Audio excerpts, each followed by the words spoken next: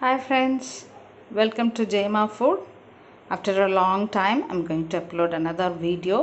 இன்னைக்கு உங்க கூட ஒரு ஊறுகாய் ரெசிபி ஷேர் பண்ண போறேன். இந்த காய் பார்த்திருக்கீங்களா? இது நம்ம நிறைய இடத்துல காய்க்கும். இது வந்து நெல்லிக்காய் மாதிரி கொத்து கொத்தா மரத்துல காய்க்கும்.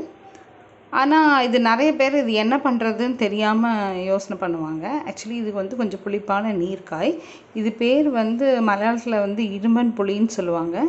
பட் தமிழில் வந்து விளிம்பி புளிமாங்காய் அப்படின்லாம் சொல்லுவாங்க. ஸோ இந்த காய் வச்சு இன்றைக்கி ஒரு ஊறுகாய் ரெசிபி காட்ட போகிறேங்க. இது ஆக்சுவலி வந்து இது மீன் குழம்புல இல்லைன்னா சாம்பாரில் எல்லாம் போட்டு வைக்கலாம், ரொம்ப நல்லாயிருக்கும். பட் அதை விட டிஃப்ரெண்ட்டாக ஊறுகாய் செஞ்சு பாருங்கள், செம்ம டேஸ்ட்டாக இருக்கும்.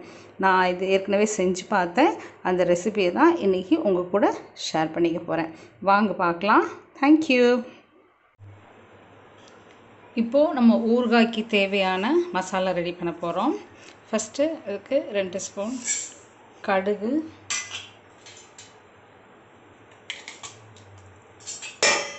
எடுத்துருக்கேன். இது கொஞ்சம் பொரிய விட்டுடலாம். இதோட ஒரு 1.5 ஸ்பூன் வெந்தயம். ஸோ இது ரெண்டையும் நல்லா வறுத்து பொடி பண்ணி அதை நம்ம ஊறுகாயில் சேர்க்க போகிறோம். ஸோ இதை பொடி பண்ணிவிட்டு நான் திரும்ப உங்களுக்கு காட்டுறேன். இப்போ நம்ம எடுத்து வச்சுருக்க எறும்பன் புளியெல்லாம் இந்த தலையும் வாலும் 2 பக்கம் இந்த நுனியை கட் பண்ணிவிட்டு இதை நமக்கு தேவையான அளவில் கட் பண்ணி வச்சுக்கலாம். இது கொஞ்சம் நீர் காய்ங்கிறதுனால கொஞ்சம் நேரம் அப்படி அடுப்பில் விட்டு விரட்டி விட்டுக்கலாம்.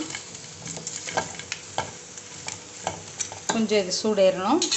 அதுக்கப்புறம் ஒரு 1/2 கிளாஸ்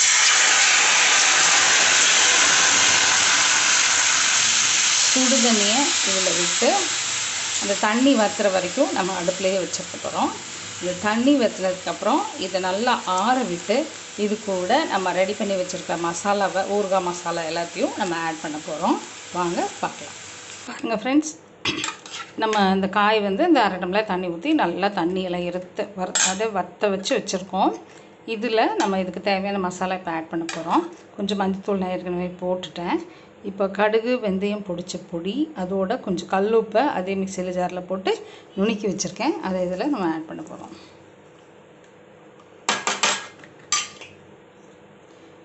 அப்புறம் இந்த ஊறுகாய்க்கு தேவையான காரம், நீங்கள் எந்த மிளகாத்தூள் வேணால் எடுத்துக்கலாம். காரமான மிளகாத்தூள் எடுக்கலாம், இல்லை காஷ்மீர் சில்லி பவுடர் எடுக்கலாம். அதோடு கொஞ்சம் பெருங்காயம் சேர்த்து வச்சுருக்கேன். எனக்கு தேவையான அளவுக்கு காரம் நான் எடுத்திருக்கேன். இப்போ இது எல்லாம் போட்டு ஒன்றா மிக்ஸ் பண்ணி அதுக்கப்புறம் நல்லெண்ணெயை நல்லா சூடு பண்ணி கொஞ்சம் ஆற விட்டு இதில் போட்டு மிக்ஸ் பண்ணிவிட்டு அதை நல்லா ஆற வச்சு பாட்டிலில் எடுத்து வச்சா நம்ம ஊறுகாய் ரெடி. இதை நான் மிக்ஸ் பண்ணிவிட்டு உங்களுக்கு காட்டுறேன். இந்த ஃப்ரெண்ட்ஸ், மசாலாலாம் நல்லா மிக்ஸ் பண்ணி விட்டுட்டேன். இது கூட ஒரு 1/2 டம்ளர் வினிகர் சேர்த்துருக்கேன் நான். அப்போது அது கொஞ்சம் தளத்தில் நல்லா ப்ரிசர்வேட்டிவாக இருக்கும்.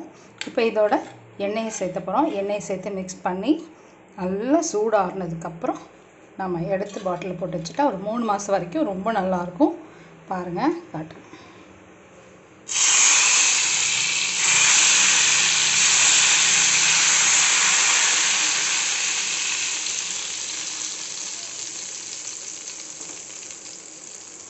ஆஹா,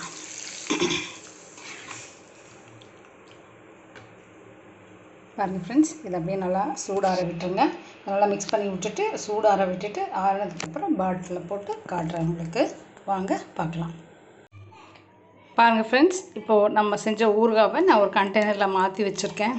தகன்னு அப்படியே எண்ணெய் மேலே மிதக்க சூப்பராக வந்திருக்கு. டேஸ்ட் அவ்வளோ அருமையாக இருக்குது.